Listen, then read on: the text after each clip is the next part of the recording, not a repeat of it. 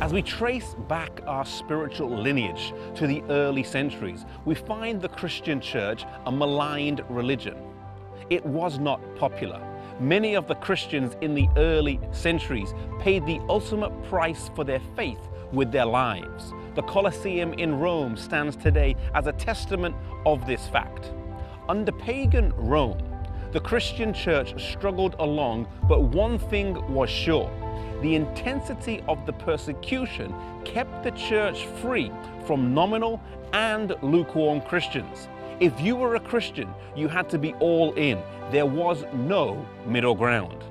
But in the 4th century, an event would come along that would change all of that dramatically. The conversion of Konstantīn changed the course of history for the whole of Christendom, and the roots of that come down here to York, England.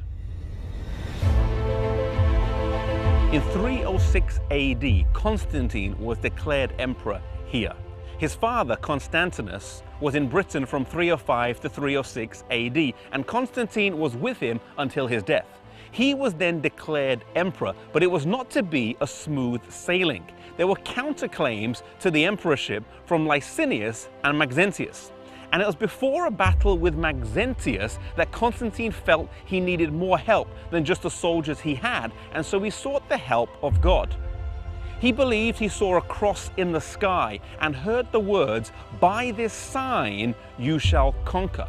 He took this as a sign to convert to Christianity, and a major switch began to take place. Rome would go from being pagan to papal, from paganism to professed Christianity.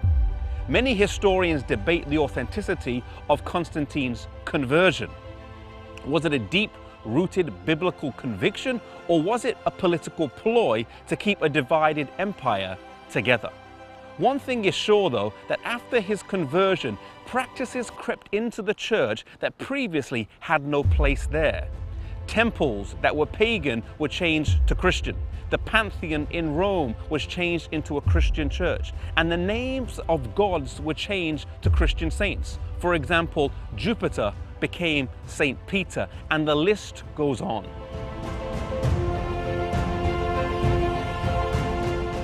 While some were happy for these changes and welcomed the lack of persecution and their newfound status, there were many Christians all over Europe who resisted these changes. For them, the persecution continued as they stayed out of line with the Mother Church.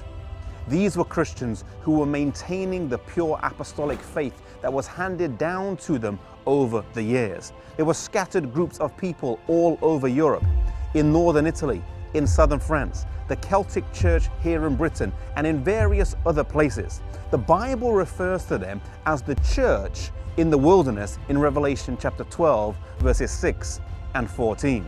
They were not always the biggest, they were not always the largest, but God would always have a people that were true to Him and that were faithful to His word.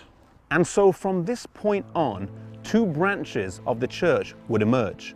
The recognized, the mainstream, but the compromised church, and then the persecuted, often the smaller, but the pure church. The question for us today is, which one of these two are we a part of? May we never compromise truth for popularity. May we be faithful to God and to His word, no matter what the situation is.